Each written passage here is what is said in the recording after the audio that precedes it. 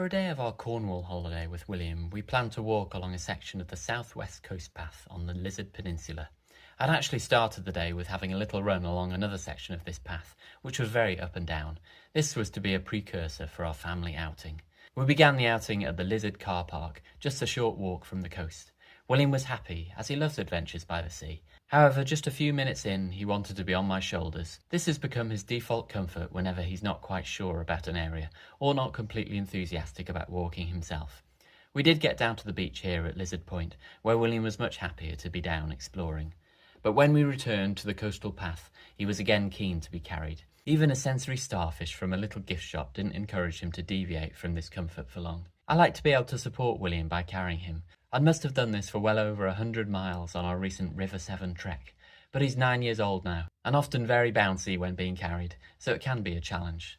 About a mile into our walk, William was suddenly keen to be on foot. It turned out he'd spotted a beach, even before we had, and was adamant to make his way there.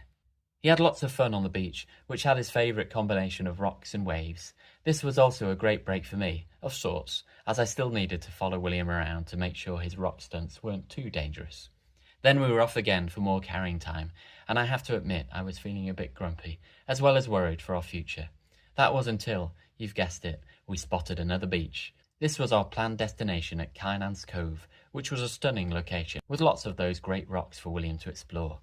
It's amazing how he can go from almost immobile to looking like a mountain goat within minutes. This does provide a challenge for getting around if it gets to the stage when he's too big for carrying. We can certainly use his buggy, although this will limit the places we can go to, which would feel sad. William actually seemed to really enjoy his day, and was happy even when on my shoulders. My day was more of a thoughtful one.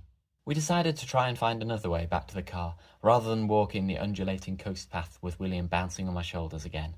A National Trust ranger helped us to book a taxi, and it was sorted. One of the reasons for William wanting to be carried so much today was because he hadn't wanted to eat much. When he is snacking, he's generally happy to be walking along. Funnily enough, as soon as our taxi was booked, he began an enthusiastic eating binge, going through lots of his box. And of course, he was then happy to be on foot, so maybe we could have covered some ground after all. William was very excited to get in our taxi, and our day had a nice ending. Still, it felt a little like giving in for me. Watch this space as we navigate these mobility challenges for our growing boy.